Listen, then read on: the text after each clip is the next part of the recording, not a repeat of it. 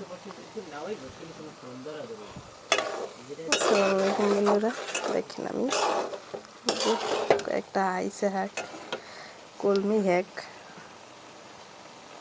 এই সপ্তাহ আলু চিংড়ি মাছ দিয়া রানবো।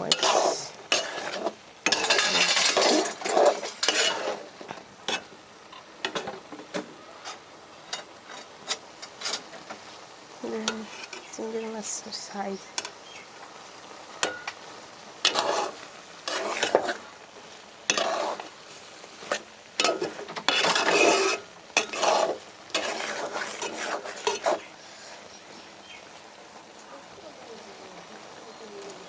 পেঁয়াজমরিচ দিয়ে